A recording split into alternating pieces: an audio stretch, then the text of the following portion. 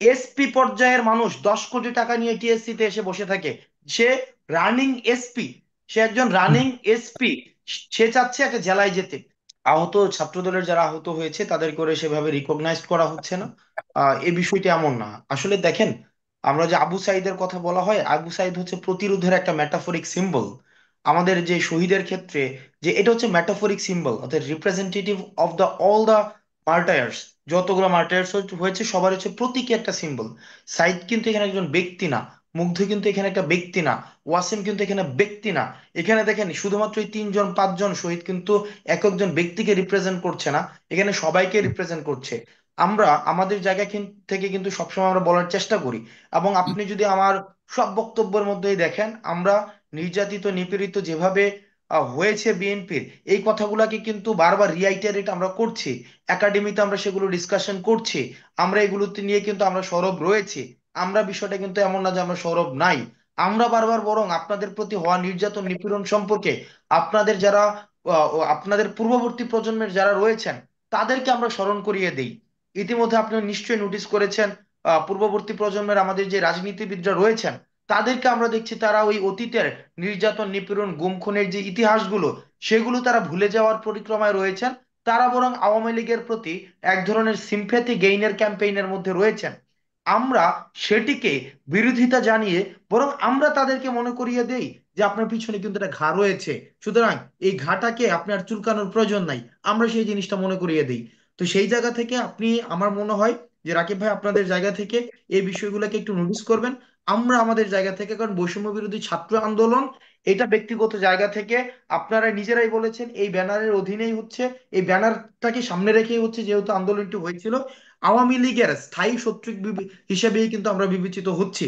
তো সেই জায়গা থেকে আমরা কোনো শহীদকে বড় করে দেখা, কোনো শহীদকে ছোট করে দেখা, কোনো শহীদকে বাদ দিয়ে দেওয়া, এই বিষয়গুলো আমাদের মধ্যে সেই এই প্রবণতাটি তো নেই। শহীদের কথা আমরা বললেন, যারা মৃত্যুবরণ করেছে, কিন্তু যারা জীবিত আছে তাদের প্রতিও কোনো বৈষম্য হচ্ছে কিনা কি মনে করেন? দেখেন, মানে আমি কিন্তু গত পরশু দিনে বলেছি আহতদের কোনো পরিচয় নেই যে আলাদা এই, মানে বিএনপির আহত, গণপরিষদের আহত, তারপরে হচ্ছে জামাতের আহত না। এই ফেসিবাদ বিরোধী আন্দোলনে যারা আহত হয়েছে সবাইকে ইকুয়ালি ট্রিট করা হচ্ছে।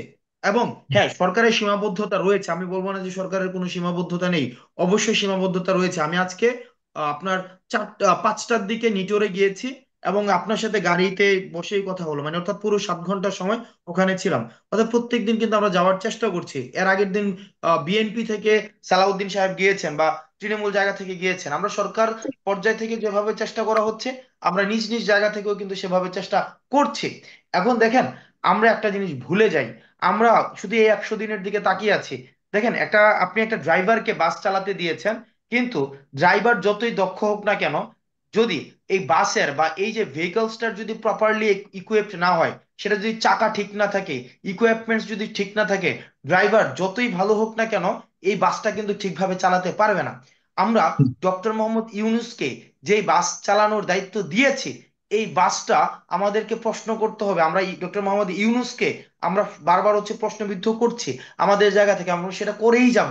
কিন্তু ডক্টর মোহাম্মদ ইউনূস যে বাস চালানোর দায়িত্ব নিয়েছে, এই বাসটা কিন্তু গত 16 বছর ধরে শকুনেরা, ফেসিবাদের শকুনেরা কিন্তু প্রত্যেকটা ইনস্ট্রুমেন্ট খুলে নিয়ে গিয়েছে। এখন আবার বিষয়টা কিন্তু এমনও না যে এই সরকার যেদিন থেকে ক্ষমতায় এসেছে সেদিন থেকেই হচ্ছে সমস্যা সমাধান, মানে নতুন করে আর সমস্যার সৃষ্টি হচ্ছে না। সরকারকে কিন্তু দুইটা বিষয় নিয়ে কাজ করতে হচ্ছে। এক, অতীতের যেই সমস্যাগুলো ছিল হুম। সমস্যাগুলোকে রিকভারির চেষ্টা করা হচ্ছে, এবং প্রত্যেক দিন কিন্তু নতুন নতুন সমস্যার সৃষ্টি হচ্ছে প্রত্যেক দিন।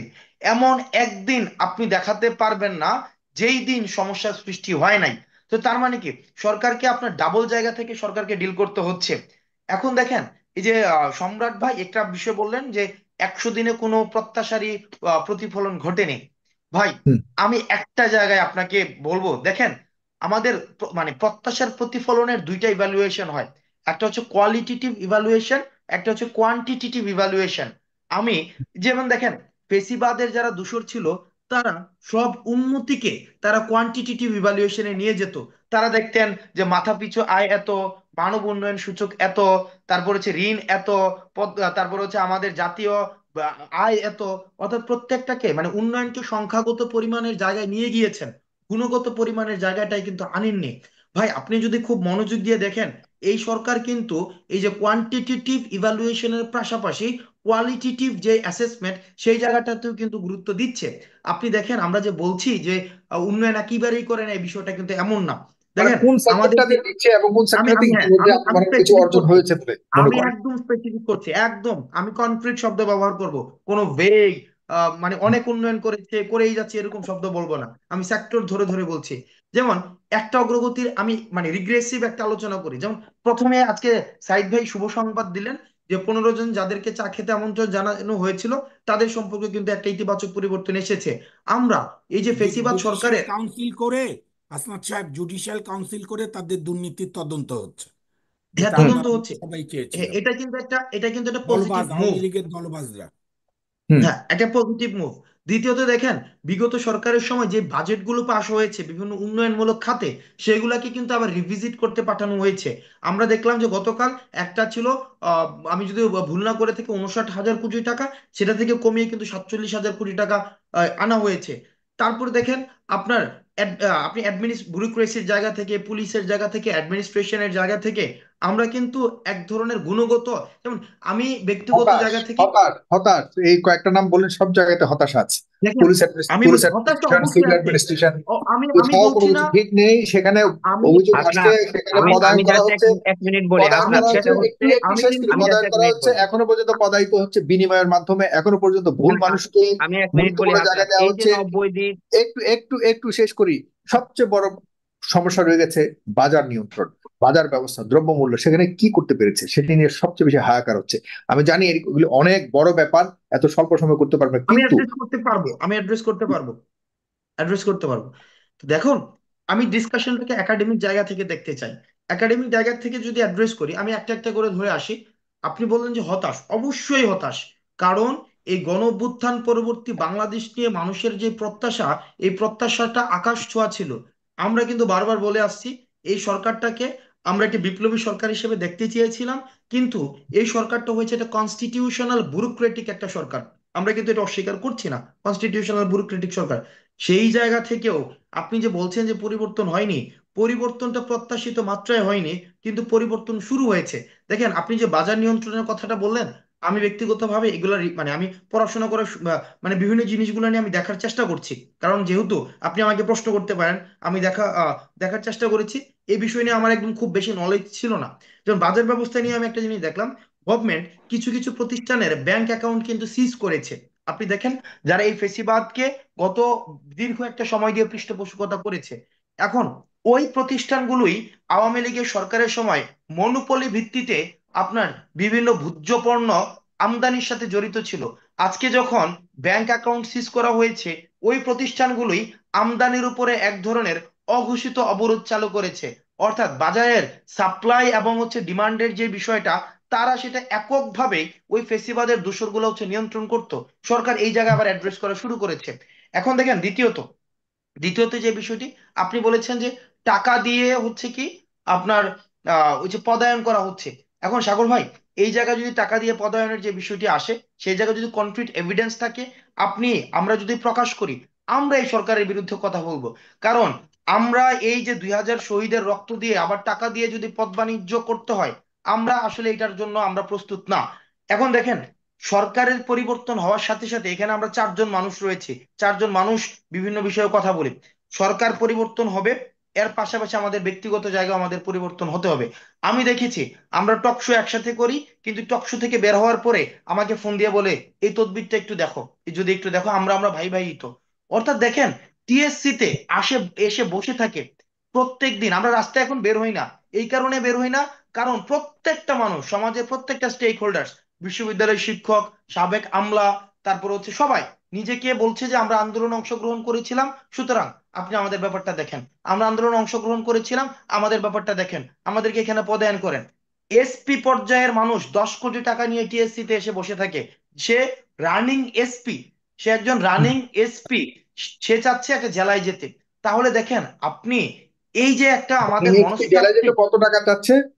10 কোটি হ্যাঁ, কত টাকা টাকা সে দিতে? রেডি, 10 কোটি টাকা নিয়ে আচ্ছা। সে রেডি। সে কি, তো আমরা জিজ্ঞেস করলাম যে ভাই, 10 কোটি টাকা যে আপনি হাসনাত, আমাদের, হাসনাতুল্লাহ, হাসনাত ওনার নামটা আব্দুল্লাহ, শুনতে আপনারা চাই, ওই নামটা শুনতে ওই চাই। ওনাকে কেন পুলিশের হাতে তুলে দিলেন না? ওনাকে তো অবশ্যই গ্রেপ্তার এবার করানো দেখেন, দরকার আমি না? আমি উনি শেষ তো করছি, দুর্নীতিবাজ। আমি শেষ করছি ভাই। দেখেন, আর যাই এই যে হোক 10 কোটি টাকা হাসনাত, নিয়ে রেডি। হাসনাত, জি। হাসনাত, আর যাই হোক আমার প্রিয় তরুণ ছাত্রনেতা রকিবুল ইসলাম, রাশেদ খান, সম্রাট, সাগর ভাই, আমি সৈয়দ মামুন মাহতার আপনাকে তদবির করি না। ঠিক আছে, না, কিন্তু হাসনাত আব্দুল্লাহ, হ্যাঁ বলুন, খুব গুরুত্বপূর্ণ কথা বলছেন যে পুলিশের মধ্যে তার মানে এই এই যে ধরনের একটা অবস্থা রয়েছে। এই যে সেটা দেখেন, কিন্তু আপনাদের, হ্যাঁ বলুন বলুন। এই যে দেখেন, সোসাইটিতে এক ধরনের আমাদের যে কালেকটিভ মোরাল ডিগ্রেডেশন হয়েছে, এটা কিন্তু একটা সামগ্রিক মোরাল ডিগ্রেডেশন জাতিগতভাবে। আমরা এই Right. ব্যাপারগুলো নিয়ে আমরা ফিল্ডে নেগেটিভ। ডিল করছি, আমরা বুঝতে পারছি। আপনি যতই আমরা টিভিতে টক শোতে যত নৈতিকতার কথা বলিই নাই কেন, আমি টিভি টক শোতে নৈতিকতার কথা যারা বলে, আমি গত 1 মাস ধরে টক শোতে যাই না, হুম, প্রত্যেকটা মানুষকে আমি এখন সন্দেহের চোখে দেখি। কারণ আমরা একটা ভার্চুয়ালি একটা নৈতিকতার একটা স্ট্যান্ডার্ড দাঁড় করাই, কিন্তু আমরা টক শো থেকে বের হয়েই আমরা হচ্ছে আমাদের যে একটা পিছনের যে রূপ সেটা আমরা প্রকাশ্যে নিয়ে আসি। দেখেন, আমরা যদি ব্যক্তিগত জায়গা থেকে সংশোধন না হই, তো দেখেন কেন এই যে চারদিকে দেখেন আপনি, আজকে মনে হচ্ছে না যে সরকার কে এখনই মানে চাপ দিয়ে দাবি আদায় করে নেই? আপনার মনে হচ্ছে না যে এখনই চাপ দিয়ে আমার, মানে এটা হচ্ছে একটা মৌসুম শুরু হয়েছে, এখন আপনি যদি সব জায়গায় থেকে চেপে বসেন, আপনার কনফিডেন্স বিল্ড করারও একটি বিষয় রয়েছে। আপনি প্রত্যেক দিন যারা, দেখেন, যারা হচ্ছে আপনার যেটাকে বলে কন্ট্রাকচুয়াল চাকরিতে ছিল, তারা এখন চাকরি স্থায়ী করার দাবি তুলেছে। যারা হচ্ছে এখন ডেপুটি সেক্রেটারি ছিল, তারা সিনিয়র অ্যাসিস্ট্যান্ট সেক্রেটারি হতে চায়, senior assistant secretary additional secretary হতে চায়। যারা আপনার জাতীয় বিশ্ববিদ্যালয় ছিল, তারা এখন পাবলিক বিশ্ববিদ্যালয় হতে চায়। যারা হচ্ছে আপনার মানে প্রত্যেকটা জায়গায় এই আন্দোলনকে পুঁজি করে আপনি দেখেন কারা নিজ নিজ জায়গা থেকে, আমি দেখেন রাকিব ভাইয়েরা, আমি রাকিব ভাইদেরকে জাস্ট একটা কথাই বলবো। দেখেন, এই সরকার, আমি ধরে নিচ্ছি এই সরকার, ফেসিবাদ সরকারকে যদি আমরা পতন করতে না পারতাম, অন্তত আমাদের 2029 সাল পর্যন্ত কিন্তু নির্বাচনের জন্য অপেক্ষা করতে হতো। আমি আমার অসংখ্য বন্ধু বান্ধবকে দেখেছি যে যে ছাত্রদল বা যারা যারা ফেসিবাদ বিরোধী যে রাজনৈতিক দলগুলো রয়েছে, তারা আকাঙ্ক্ষা কিন্তু ছেড়েই দিয়েছিল। তারা বিদেশে সেটেলড হওয়া থেকে শুরু করে, বা তারা ভেবেছিল যে তারা অপেক্ষা করবে। এটা এটা কিন্তু বাস্তব, এটা কিন্তু আমরা, এটা কি আমরা যদি এখন বলি যে না, এই বাস্তবতাকে আমরা অস্বীকার করব, তাহলে আমি বলবো যে এটা হচ্ছে ইতিহাস এই বিষয়ে সাক্ষ্য দিবে। দেখেন, আমরা কিন্তু এই এই পর্যায়ে কিন্তু পৌঁছে গিয়েছিলাম, কারণ হাসিনার জি। নির্যাতন নিপীড়নের মাত্রাটা এত পর্যায়ে ছিল, আমরা কিন্তু মানসিক কম্প্রোমাইজে কিন্তু চলে গিয়েছিলাম। কিন্তু Right. আজকে হুম, রাকিব ভাইদের দলের অনেক সিনিয়রের কথাও কিন্তু আমরা দেখি, তাদের দলের মধ্যে কিন্তু কনফ্লিক্ট আছে। যেমন আজকে মির্জা ফখরুল সাহেব যে বক্তব্য দিয়েছে, এটা কনফিডেন্স বিল্ড করে এবং এটা কিন্তু ইউনিটির একটা বার্তা দেয়। আবার আমরা যখন তাদের দলের আবার একজন সিনিয়র নেতৃত্বের বক্তব্য শুনি, তখন আবার মনে হয় সেই জিনিসটা হচ্ছে ডিমোরালাইজ করছে। সেই জায়গা থেকে আমি দুইটা জিনিস বলতে চাই। 1 নম্বর বিষয়, এই সরকার আমাদের প্রত্যাশিত যেই মাত্রায় গণঅভ্যুত্থানকে ধারণ করে আমাদের একটি জাতিগত রূপরেখা দেখানোর দরকার ছিল, সেই মাত্রায় পারেনি। আবার বিষয়টি এমনও না যে এই সরকার শুরু করেনি, এই সরকার শুরু করেছে। তার সবচেয়ে বড় একটি বিষয়, আপনি ডিজিটাল সিকিউরিটি অ্যাক্টের নামে বাসা থেকে তুলে নিয়ে যাওয়ার, আমরা উপদেশটা কি হবে না না হবে সেটি নিয়ে কিন্তু প্রান্তিক জনপদের মানুষও একটি মতামত দিতে পারছে। উপদেষ্টাদেরকে নিয়ে আমরা যে কেউ কথা বলছে, আপনি আজকে পর্যন্ত মনে হয় না যে কাউকে বাসা থেকে তুলে নিয়ে আসার কোনো রেকর্ড রয়েছে, বা কাউকে হচ্ছে গালি দেওয়া হয়েছে বা বাসায় পুলিশ পাঠানো হয়েছে। সবচেয়ে বড় বিষয় দেখেন, আপনারা যদি আমাদের কমেন্ট সেকশন গুলাতে দেখেন, আমাদের কি পরিমাণ হত্যার হুমকি দেওয়া হয়, আমাদেরকে কি পরিমাণ হচ্ছে এক ধরনের, আমরা কিন্তু আমাদের কমেন্ট সেকশন বন্ধ করি নাই। জি। কিন্তু যারা এই ফেসিবাদের দূষর ছিল, তারা সরকারে থাকা অবস্থায় তাদের কমেন্ট সেকশন বন্ধ করে দিয়ে তাদের কিন্তু দিনলিপি ছিল।